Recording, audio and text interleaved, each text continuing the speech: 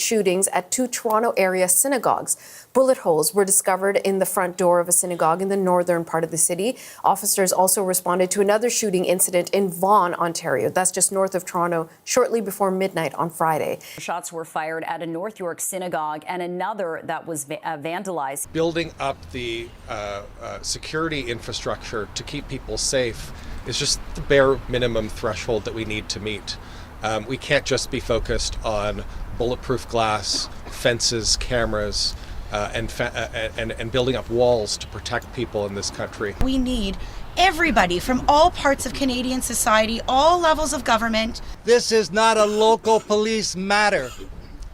This is internationally inspired, funded, directed attack on the Jewish community.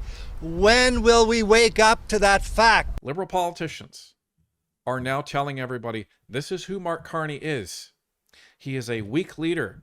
He doesn't care about the religious communities in this country. Sean Fraser doesn't care about the religious communities in this country. Everything is politics. And he even says they care more about vote counting than they do anything else.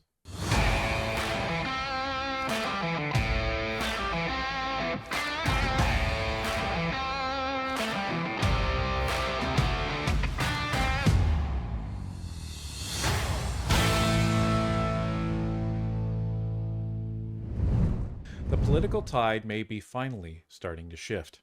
After months of escalating anti-Semitic violence, a Liberal mayor is now slamming Mark Carney and the federal government's response and condemning Liberal MPs for stoking the growing rise of anti-Semitism.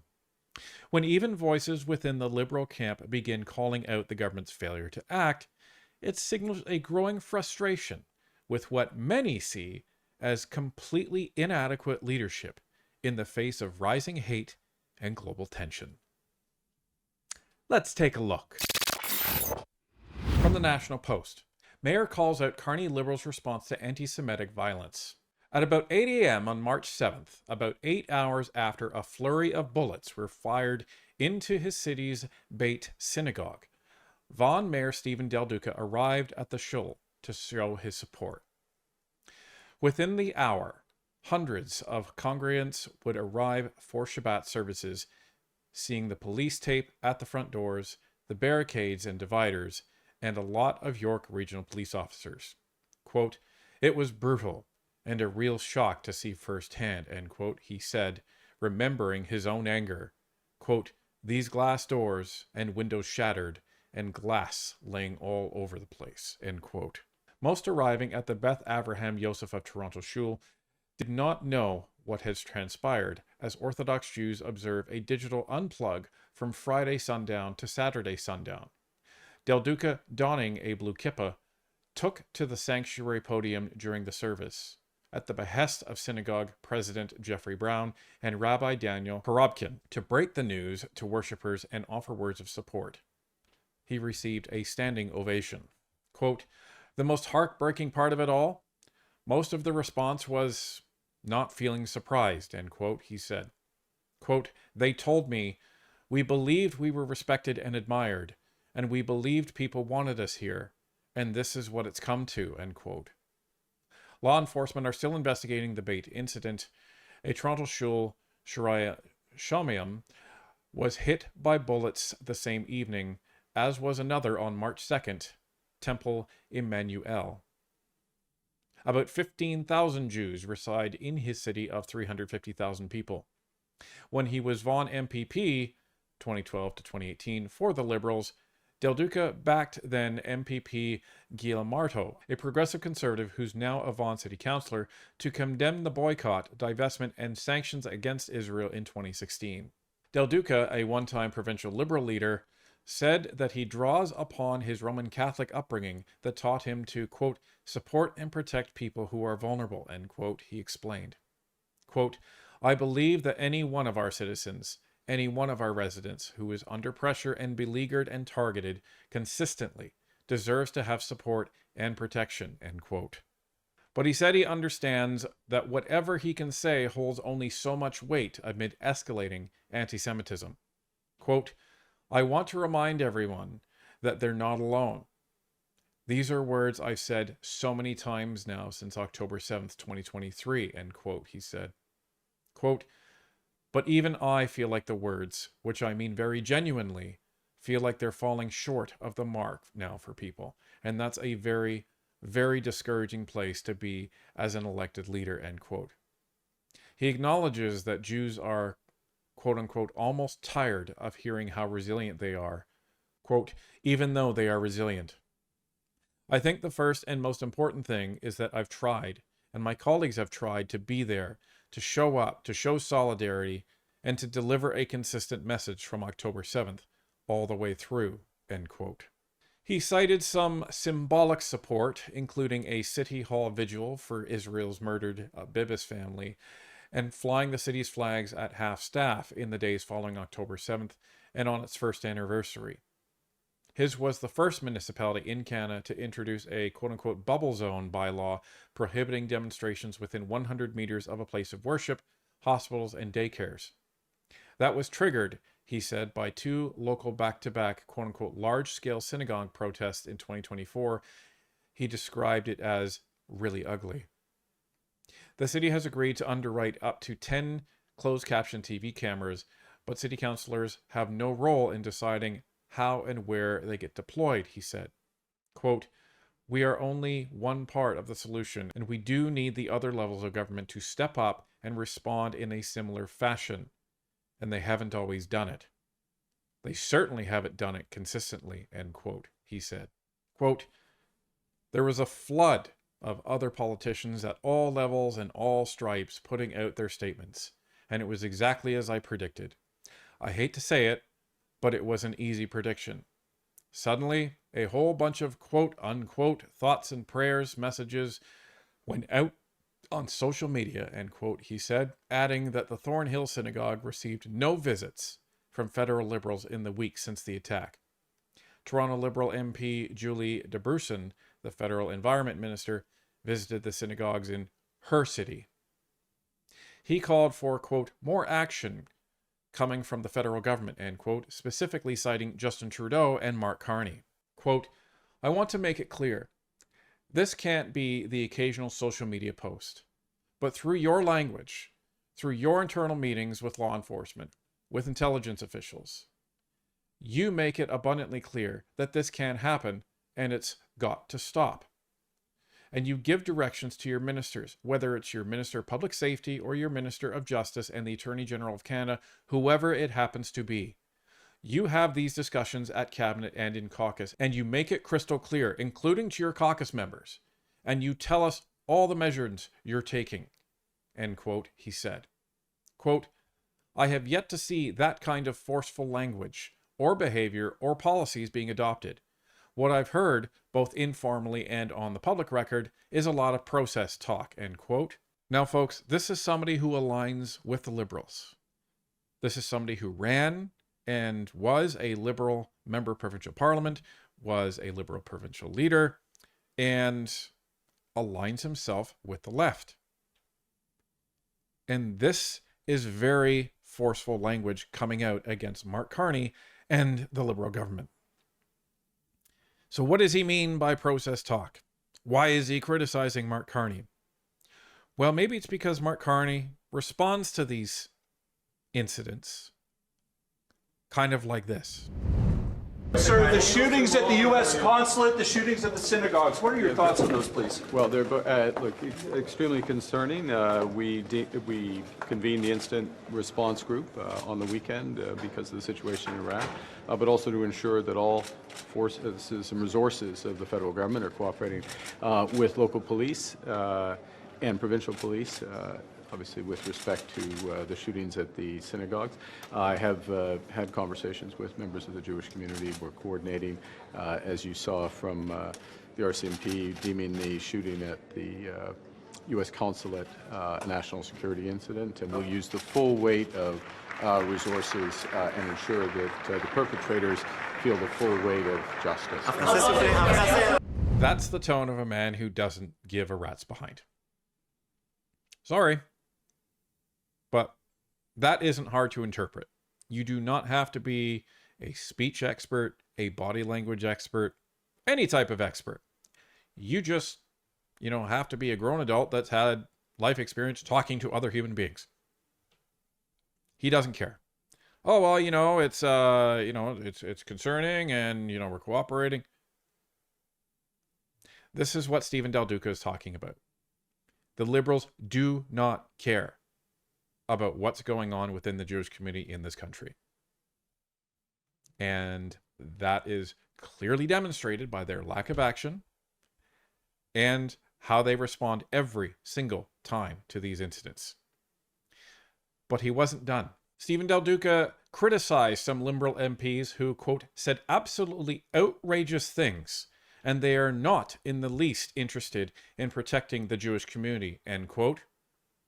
He believes, quote, a lot of officials on all levels, end quote, won't call out the Jew hatred in the, quote unquote, hope it all goes away, or that they are, quote, too busy counting votes rather than standing up for Canadian values, end quote. Quote, they seem to have lost the ability to make moral or ethical judgments, end quote. Harsh words.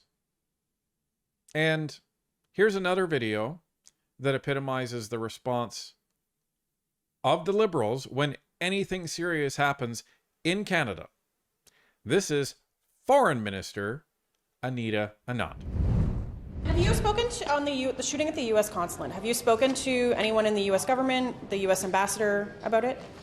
I have spoken with the Minister of Public Safety, who has direct relevance, obviously, to this issue, a very serious and concerning issue, especially following on from shootings at synagogues in the Toronto region over the weekend, which is extremely serious and concerning. I will leave it to the Minister of Public Safety to comment once we receive more information relating to the facts, but obviously very, very concerned about this issue. Okay, she talks about Gary Anandasangari as the guy that she's talked to because he has the highest relevance when it comes to this situation. Well, correct me if I'm wrong, but the person of relevance that would actually be the one responsible to talk to the ambassador of the United States would be the Minister of Foreign Affairs. I'm pretty sure that's what the portfolio kind of entails. Maybe you should take a look at your job description, Anita Anand, because that's literally your job. So you have declined to say and even address whether you've talked to the U.S. ambassador. Makes you wonder if Carney has given instructions to all of his ministers. Just don't talk to anybody in the U.S. right now. Because that's what it feels like. That's what it seems like from that press conference. U.S. sovereign soil within Canada, because every embassy inside the embassy is actually designated as territory within that country. So it's a little interesting because when you have the Israeli embassy, if you step foot in that, you're technically in Israel. When you step into the U.S. embassy, you're technically in the United States. So when you have somebody on Canadian soil firing shots at U.S. soil, you don't talk to the U.S. ambassador? Or maybe it's because you're just so embarrassed that you have nothing to say. Because this is the response. Well, it's concerning. Is it? Well, maybe you should actually demonstrate that you show concern and that you demonstrate that you're going to do something about it. But this isn't surprising because, as Del Duca said, there's some Liberal MPs that, well, they haven't really helped the situation in Canada. In fact, they've actually inflamed it. What do I mean? Ladies and gentlemen, everyone's not favorite Liberal MP, Ikra Khalid. Liberal MP is under fire for presenting a, quote, certificate of appreciation, end quote, to a man one Jewish advocacy group labels a purveyor of anti-Semitism.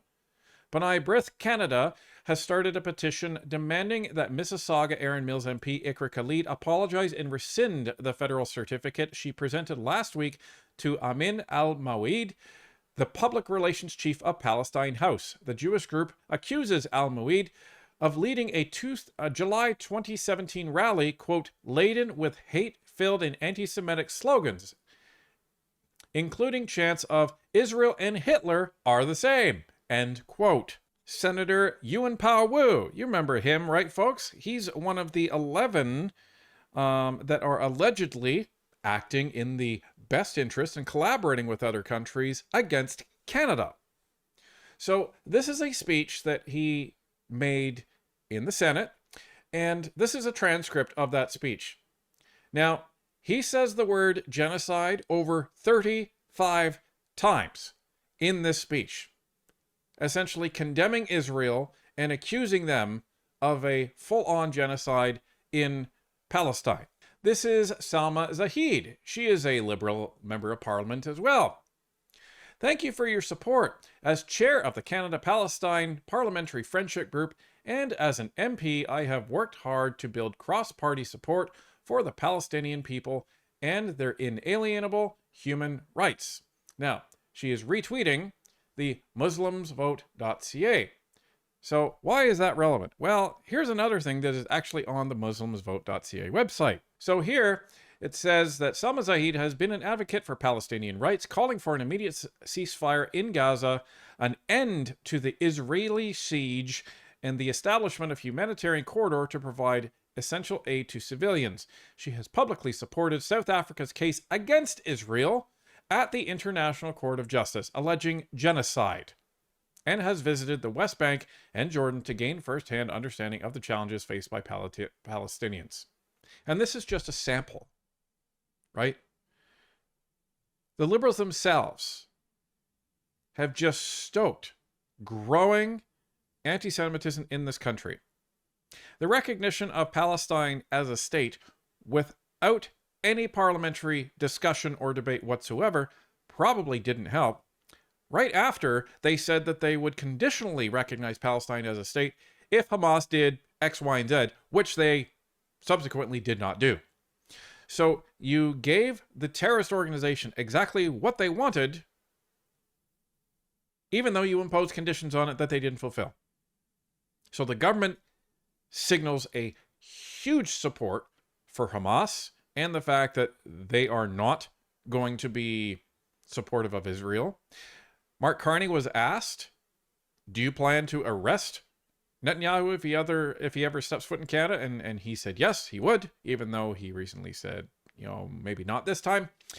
And you have his own Liberal MPs actively saying these things and doing these things. Now, full disclosure, after that petition and protest against Iqra Khalid, she did subsequently and very wisely rescind that certificate, but the damage is done.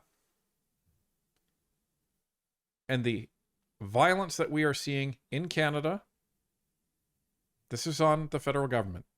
It is on their policies, and it is on their approach and their inaction. And their completely spineless rhetoric when they're talked about this by the reporters and anybody else that has concerns about it. Thoughts and prayers. And they don't even visit the sites in which this happened. What else are people supposed to think other than they do not care? And what kind of message does that send to the folks that are perpetrating this type of behavior? It means that, well, if the government doesn't take this seriously, then I'm going to continue doing it. And I'm not going to have to worry about it. So this is the interesting aspect about all of this, folks. You have a Liberal mayor that has absolutely fed up with what's going on. If the Liberal politicians are now telling everybody, this is who Mark Carney is. He is a weak leader. He doesn't care about the religious communities in this country. Sean Fraser doesn't care about the religious communities in this country. Everything is politics. And he even says they care more about vote counting than they do anything else. So what he's saying is they're just concerned about trying to get their majority, about trying to play politics and try and get their censorship bills passed, their crime bills that won't address crime, and their spending bills that only seem to serve to enrich Brookfield and therefore Mark Carney. This is the suggestion by Mr. Del Duca. And this is where politicians earn a lot of respect from us, because he didn't have to do that. He didn't have to speak against the party that he supports. But the fact that he can do that, he deserves at least a tip of the hat. So good on you, Stephen Del Duca. You understand the difference between party and country, and you understand what it means to show leadership for your constituents. Maybe Mark Carney should take a lesson from you in that.